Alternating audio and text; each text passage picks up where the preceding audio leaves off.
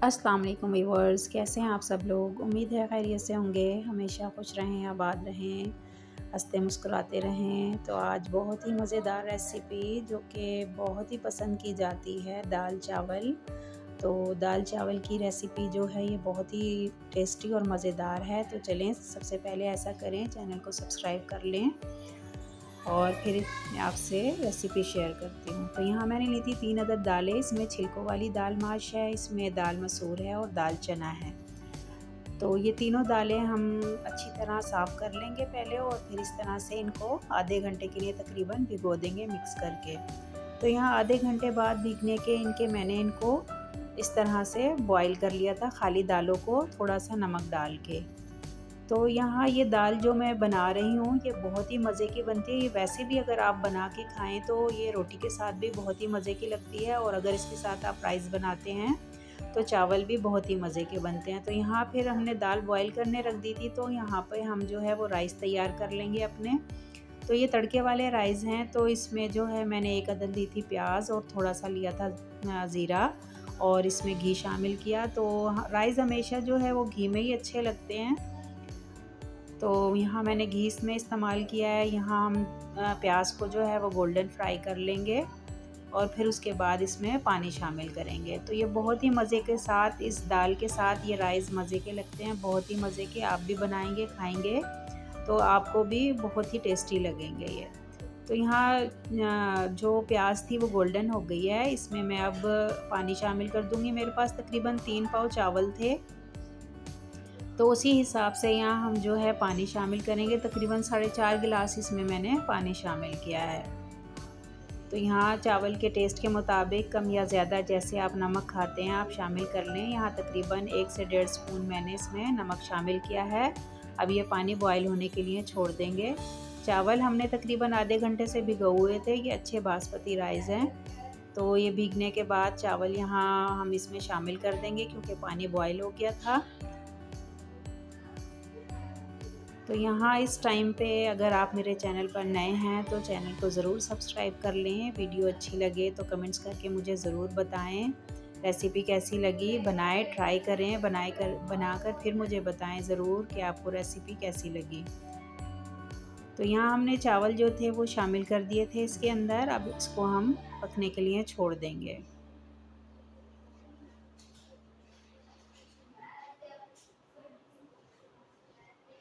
यहाँ पानी देखें थोड़ा खुश्क हो गया है चावलों का, और चावलों ने पानी काफ़ी हद तक अपने अंदर जज़्ब कर लिया है। तो यहाँ पे अब हम इसका जो है पानी बिल्कुल खुश्क हो गया है। यहाँ हम इसको दम के लिए छोड़ देंगे तकरीबन 5 से 10 मिनट के लिए। तो चावल को हमेशा जब भी दम लगाएं उसके ऊपर इस तरीके से कपड़ा या रुमाल वगैरह ढक के फिर इसको दम लगाएं। दाल यहाँ हमारी हो गई थी, तकरीबन गल गई थी, पानी इसका तकरीबन खुश्क हो गया था। अभी हमने इसमें कुछ नहीं शामिल किया है, तो इसमें हम थोड़ा सा पानी डाल के इसको अच्छा सा इसकी ग्रेवी कर लेंगे, क्योंकि इतनी ज़्यादा गाढ़ी भी दाल जो है वो चावल के साथ अच्छी नहीं लगेगी। तो यहाँ थोड़ा सा पानी शामिल करके हम इसका पानी का कच्चापन दूर करेंगे। इसे थोड़ा सा और पका लेंगे इसमें इसी तरीके से, और दाल जो है वो हमारी बिल्कुल डन है। ये यहाँ हमने लिया एक फ्राई पैन, हाफ का इसमें मैंने लिया है ऑयल, और इसमें मैं शामिल करूँगी लहसुन अदरक का पेस्ट। तो अब हम दाल के लिए मसाला बनाएंगे इसमें।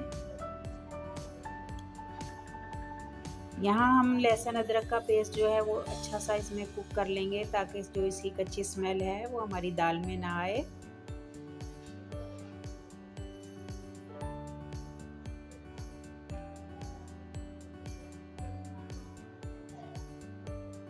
खाना हमेशा दिल से बनाएं, खाने को कभी सर से मत उतारें। जब आप दिल से बनाएंगे तो आपका प्यार मोहब्बत जो होता है वो खाने में शामिल होता है और खाने वालों को बहुत ही मज़े का लगता है।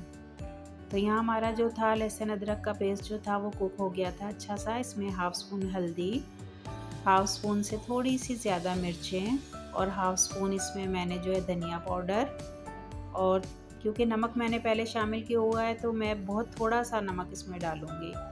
1 अदद टमाटर मैंने लिया था, उसका हम छिलका उतार देंगे, और इस तरीके से ये तमाम मसाला जो है हम अच्छा सा इसको भून लेंगे।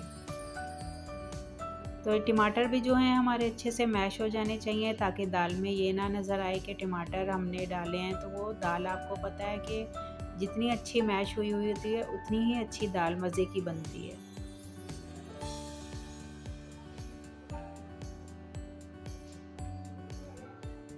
तो यहाँ देखें टमाटर जो थे हमारे अच्छे से मैश हो रहे हैं और मसाला भी हमारा अच्छा सा भुन रहा है। और ये दाल भी जितनी हमें इसकी ग्रेवी चाहिए, जितना हमें इसकी थिकनेस चाहिए, वो इस तरीके से हमें मिल चुकी है। यहाँ मसाला भी हमारा तकरीबन तैयार है।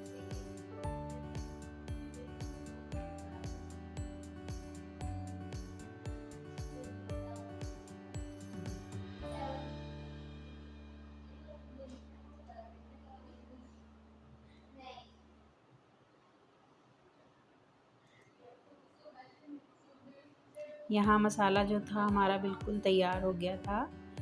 इस पॉइंट पे हम जो है इसको दाल में शामिल करेंगे।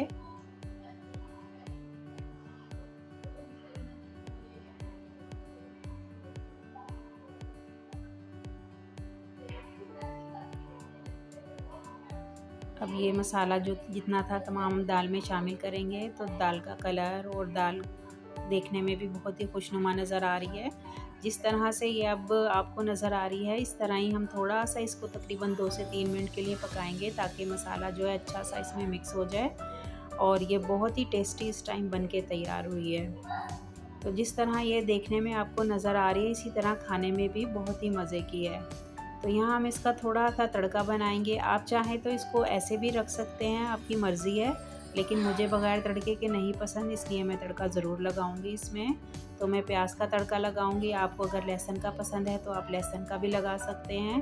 तो यहाँ मैंने ली थी एक छोटी सी प्याज और इसी तरह हाफ़ कप से कम ऑयल मैंने इसमें यूज़ किया है। इसी तरह हम हल्का सा ज़ीरा इसमें शामिल करेंगे और दाल को तड़का लगा लेंगे। बिल्कुल 1/4 स्पून हमने इसमें ज़ीरा शामिल किया है।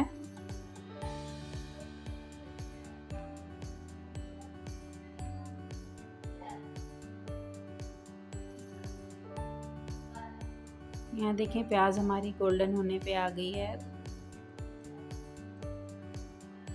अब इसको हम दाल में शामिल करेंगे तो बहुत ही मज़े की खुशबू आ रही है।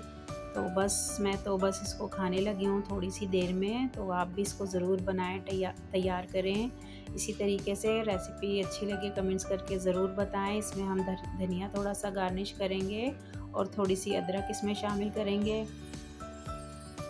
दुआओं में याद रखिएगा, अपना बहुत सा ख्याल रखें। इंशाल्लाह फिर आऊँगी नेक्स्ट रेसिपी लेकर। तब तक के लिए अल्लाह हाफ़िज़।